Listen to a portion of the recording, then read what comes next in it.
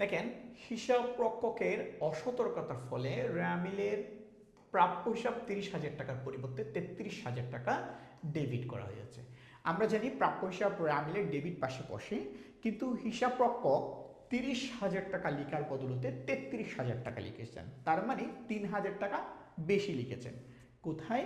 রামিলের debit পাশে। ধরেন এটা হচ্ছে রামিলের ডেবিট পাস, তাহলে এই ডেবিট পাশে হিসাব রক্ষক ভুল করে কয় হাজার টাকা বেশি লিখেছে? 3,000 টাকা। তাহলে 3,000 টাকা একটা ভুল হয়েছে।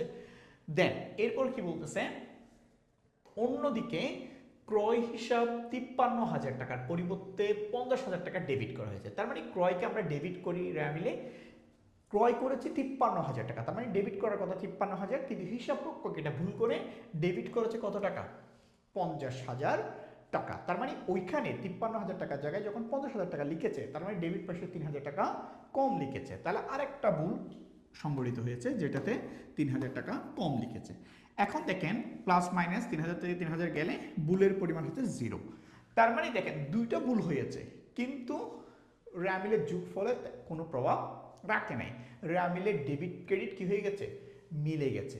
এখন দেখেন এই এত বড় বড় দুইটা ভুল থাকা সত্ত্বেও রামিল যে মিলে গেছে, এটাকে রামিলের হিসাব বিজ্ঞান পরিভাষায় এটাকে বলা হয় রামিলের সীমাবদ্ধতা।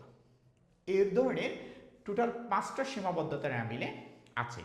তবে যখন দেখবেন আপনি একটি ভুল অপর আরেকটি ভুল দ্বারা সংশোধন হয়ে গিয়েছে, দেখেন একটি ভুল 3,000 টাকা বেশি লিখেছে, আরেকটি ভুল 3,000 টাকা কম লিখেছে, তাহলে একটি ভুল আরেকটি ভুল দ্বারা কি হয়ে গেছে?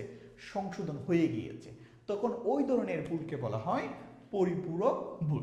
সো আমাদের আনসার হচ্ছে খ নাম্বার।